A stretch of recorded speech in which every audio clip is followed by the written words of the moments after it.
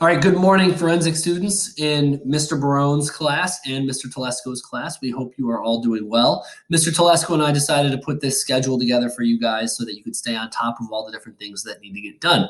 I put it together in a written form up above here, then I put it together in a picture form down here. So I'll go over both of them very quickly.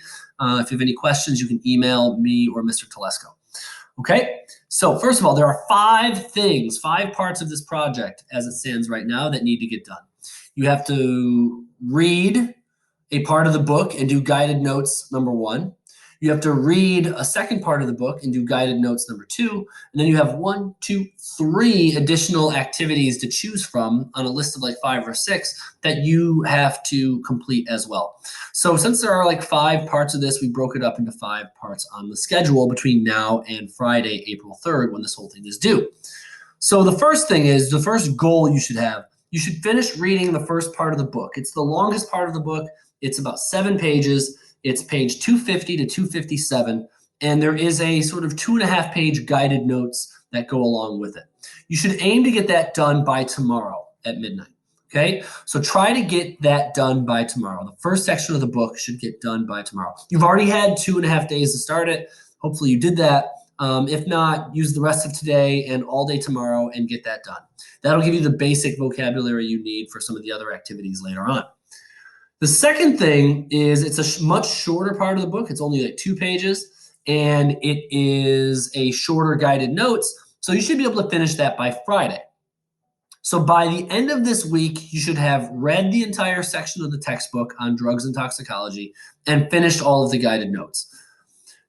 Now, if you want to take the weekend to sort of relax and recoup or catch up on maybe some missing work, if you have it, you could use the weekend. By Monday at midnight, you should have selected the first activity on that list of activities and finished the 1-page summary. Okay, so try to finish that by the end of the day Monday. Then by the end of the day on Wednesday, select a second activity and finish your second 1-page summary. And then last but not least, on Friday, April 3rd, the day the project is due, you can select and finish the third activity in the third 1-page summary by Friday. And then you will have done everything, divided out evenly over the course of the past 2 weeks. You will have everything done by the time it is due. Just in case some of you guys are like more visual, I have it down here as well. So the project was assigned on March 23rd, which was a Monday. Today is March 25th, which is right here. So today is Wednesday, March 25th. So you've already had Tuesday and part of today. You had Monday, Tuesday, and half of today to start working on this. The goal should be to finish the first part of the book in the guided notes by tomorrow, the 26th. The 27th, since it's that shorter passage, it's only 2 pages, you should be able to finish that smaller section of the book by Friday.